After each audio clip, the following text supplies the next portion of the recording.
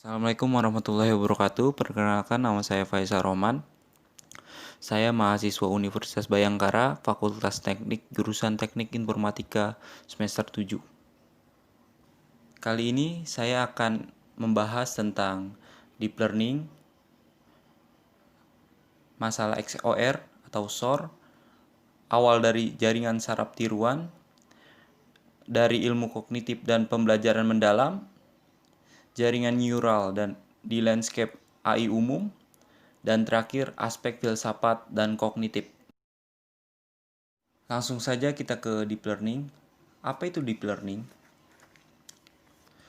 Deep learning atau pembelajaran mendalam adalah salah satu metode pembelajaran mesin yang memungkinkan komputer untuk mempelajari tugas-tugas yang disesuaikan dengan sifat manusia.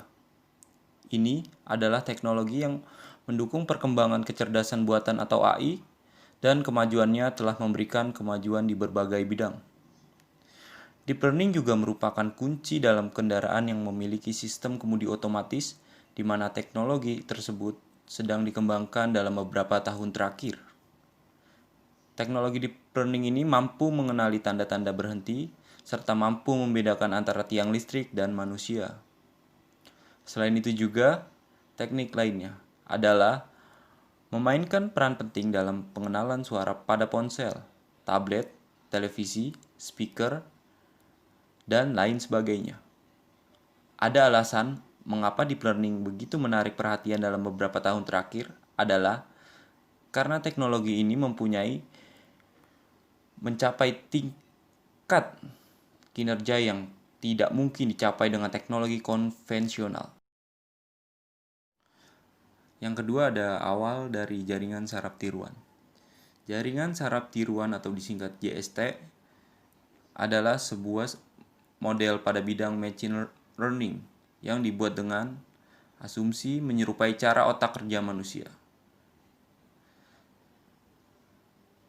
Secara ringkas, pada jaringan saraf tiruan terdapat 3 nilai atau variabel utama, yaitu nilai input, XX, adalah nilai yang diinputkan pengguna.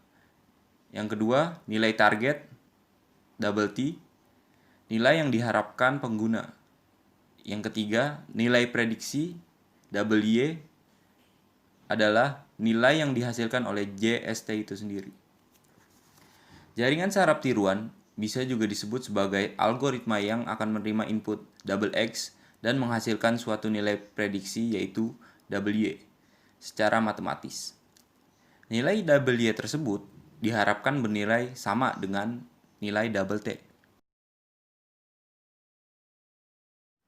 Selanjutnya adalah masalah XOR. Salah satu bapak pendiri AI dan peserta konversi Dartmouth sedang menyelesaikan disertasinya di Princeton pada tahun 1954. Dan judulnya adalah Jaringan Neural dan Masalah Model Otak. Tesis Mincy membahas beberapa masalah teknis, tetapi itu menjadi publikasi pertama yang mengumpulkan semuanya up-to-date hasil dan teorema pada jaringan saraf. Pada tahun 1951, Minsky membangun sebuah mesin. Ya, lanjut. Dari ilmu kognitif ke pembelajaran mendalam, yang pertama munculnya kognitivisme dalam psikologi dan filsafat.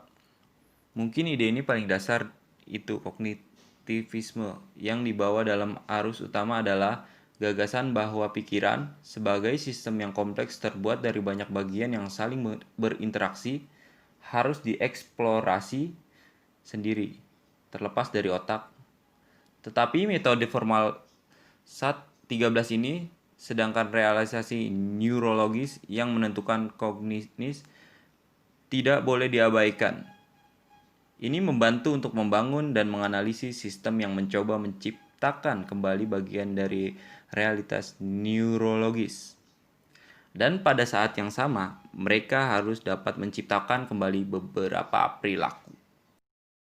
Selanjutnya adalah jaringan neural di landscape AI umum.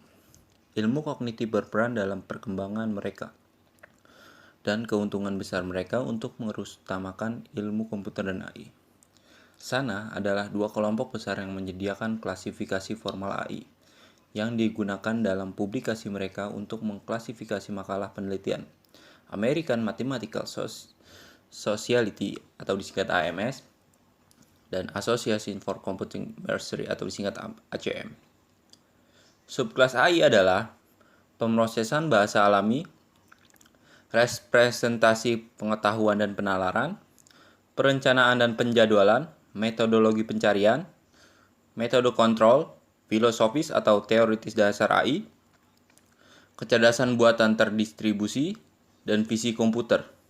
Mesin pembelajaran adalah kategori paralel dengan AI, bukan di bawahnya.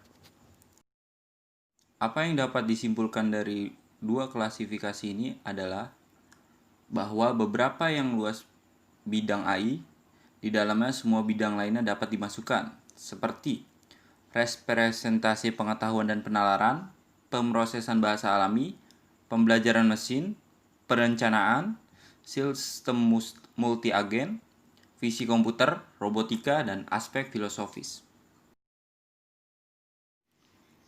Aspek filsafat dan kognitif.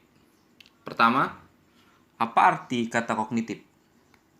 Istilah itu sendiri berasal dari ilmu saraf yang telah digunakan untuk mengkarakterisasi manifestasi luar dari perilaku mental yang berasal dari konteks.